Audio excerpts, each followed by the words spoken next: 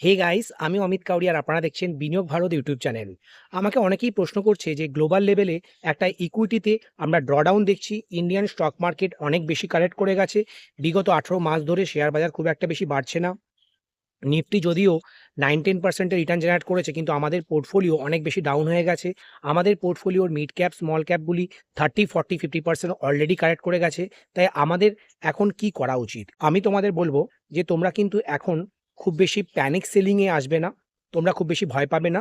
আর তোমাদের পোর্টফোলিওর allocation strategy তোমরা সঠিক করো। তোমরা চাইলে তোমাদের ইকুইটি এক্সপোজার এখন বাড়াতে পারো মিড ক্যাপ, স্মল ক্যাপে।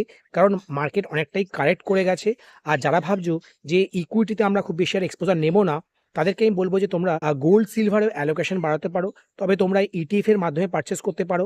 আর অনেকেই বলছে আমাকে যে দাদা কিছু স্মার্টলি তুমি স্ট্র্যাটেজি বলো যার মাধ্যমে আমরা গোল্ড এবং সিলভারে অ্যালোকেশন করতে পারি। তাদেরকে বলবো আমি এডেলওয়েস এর গোল্ড অ্যান্ড সিলভার যে ফান্ড অফ ফান্ড আছে, এবং মিরা অ্যাসেটের gold and silver fund of ফান্ডেও তোমরা ইনভেস্ট করতে পারো। তোমরা এখানে স্ট্যাগার্ড ওয়েতে বা লামসাম ইনভেস্টমেন্টও করতে পারো। যদি মার্কেটে 10%, 15% একটা কারেকশন তোমরা পেয়ে যাও গোল্ড আর সিলভারে, তখনই তোমরা লামসাম ইনভেস্ট করবে। আর অন্য সময় তোমরা সিস্টেমেটিক ওয়েতে যেমন ইনভেস্টমেন্ট করছো, তোমরা এই দুটি ফান্ডেও ইনভেস্টমেন্ট করতে পারো। আমার পছন্দের ফান্ডই হচ্ছে এডেলওয়েস গোল্ড অ্যান্ড সিলভার ফান্ড। আর এই ফান্ডটি কিন্তু বিগত 1 বছরে প্রায় 150% এর বেশি রিটার্ন জেনারেট করেছে। আর যেহেতু জিও পলিটিক্যালি অনেক বেশি টেনশন হচ্ছে, ইউএস এর সাথে বিভিন্ন দেশের একটা কনফ্লিক্টের সিচুয়েশন তৈরি হচ্ছে। ইউএস ইরানের উপর একটা হামলা করতে পারে। তারা ভেনেজুয়েলার উপরে অলরেডি তারা একটা কন্ট্রোল করে নিয়েছে, অ্যাডমিনিস্ট্রেটিভ কন্ট্রোল করেছে। তাদের প্রেসিডেন্টকে তারা কিডন্যাপ করেছে। আবার তারা কানাডা এবং গ্রিনল্যান্ডকেও ইউএস এর সাথে মার্চ করতে চাইছে। তারা কিন্তু বাই করতে চাইছে গ্রিনল্যান্ডকে।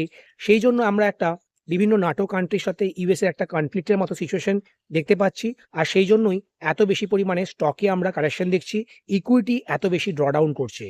আর এখন এই ড্রডাউনে পরিস্থিতির সুবিধা নিতে চান, আপনাদেরকে কিন্তু গোল্ড আর সিলভারে অ্যালোকেশন অবশ্যই রাখতে হবে। আর আপনারা চাইলে বিভিন্ন যে বেস মেটাল ইটিএফ আছে, তার মধ্যে বেশিরভাগই ইউএস মার্কেটে লিস্টেড, তার মধ্যে আপনারা কিন্তু অ্যালোকেশন বাড়াতে পারেন।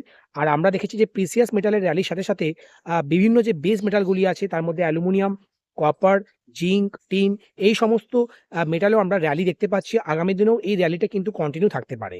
সেই জন্য আমি ডেসক্রিপশনে ইটিএফ এর লিঙ্ক শেয়ার করে দেবো। আর আমি ডেসক্রিপশনে আইএনডি মানির লিঙ্ক শেয়ার করে দেবো। সেখান থেকে তোমরা এই ইন্টারন্যাশনাল বেস মেটাল ইটিএফ গুলি বাই করতে পারো।